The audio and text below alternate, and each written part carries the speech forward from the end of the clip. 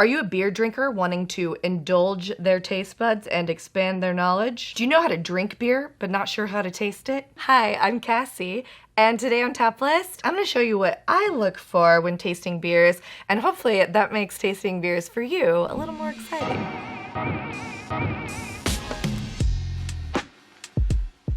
So today we have 3 totally different styles of beer, all local beers. We've got an IPA, a Belgian style Abbey, and a barley wine. And it doesn't really change the way that you taste these beers, but just to see some totally different things, like you would be having a flight at a brewery somewhere. So these glasses are really cool because they're specifically designed for beer tasting. The unique angled bowl enhances and captures the fragrant aromatics of your brew, while a remarkably thin lip provides unimpeded sipping, and an elegant stemmed design prevents your hands from transferring warmth.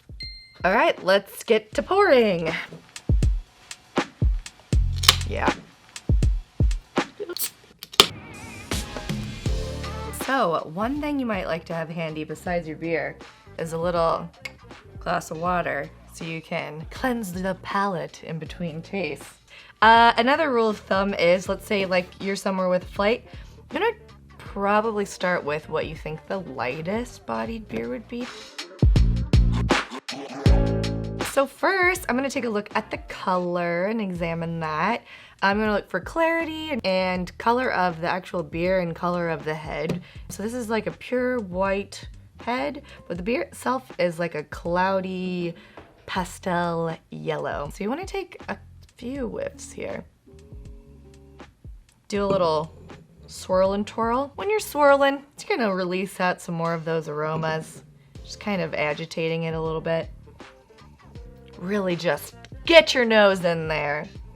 The things that I look for are the malt presence, the hop presence, and then like the crazy chemical compounds that the yeast is producing. So in an IPA, I'm particularly thinking I'm going to get lots of hop aroma because that is what IPAs are known for. Lots of lemon zest is jumping out at me. Those citrusy notes are really related to the hop presence in there. Take a big gulp and kind of let it run over your tongue slowly.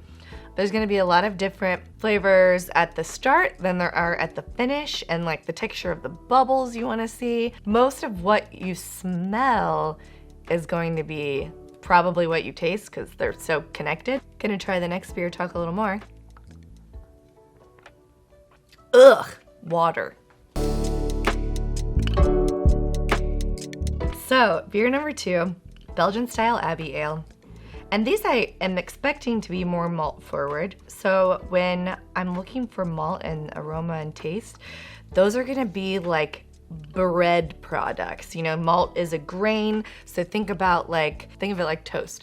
So you put the bread is white before you put it in the toaster. It's a little toasty, it's light brown, it's more and more and more toasty till it's burnt. Burnt toast isn't actually a terrible flavor to find in a beer. Swirl, swirl and twirl. Take a couple big whiffs here. Since this is a Belgian style ale, we're gonna be looking for that Belgian yeast to make a lot of different crazy flavor compounds. This is where the yeast is gonna do more of the talking than the malts or the hops.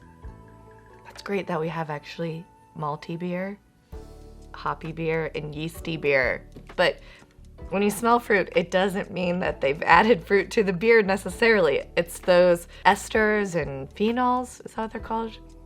Okay, so this, to me, is like prunes, raisins, dates, those kind of dark, dried fruits. But sometimes, for me in particular, there's some other familiar smells that come out that aren't necessarily natural. Like this smells like Twizzlers to me a little bit. And that's totally an acceptable word to describe something.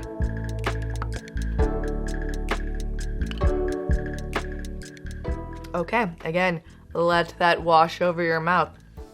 So even though we've got big fruit and aroma, this beer has a big hop presence. Right on first taste, it's like sweet and fruity, but then in an instant, as it goes to the back of your tongue, wipes clean, and it's like got this big hoppy, kind of spicy finish. Third beer, a barley wine. not a wine. It's good for beers to open up a little bit and warm up just a tiny bit.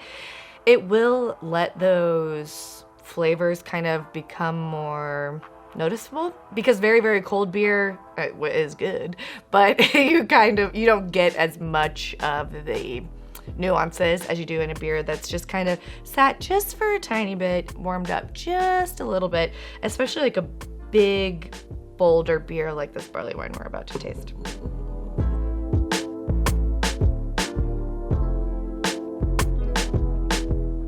Whoa.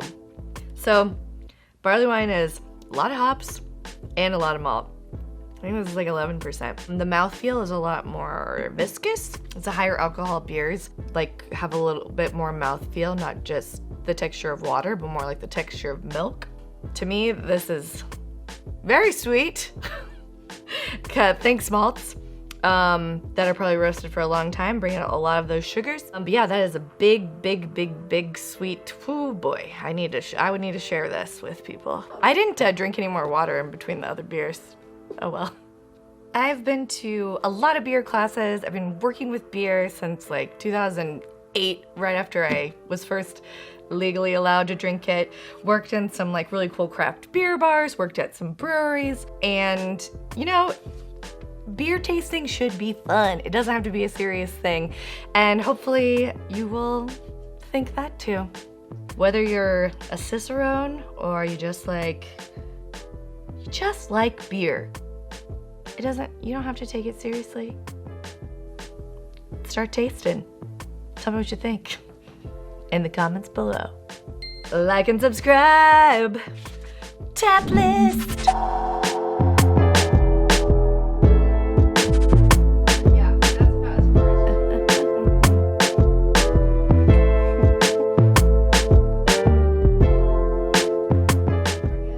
You can make it with so many grains, every grain. Name a grain, make some beer out of it.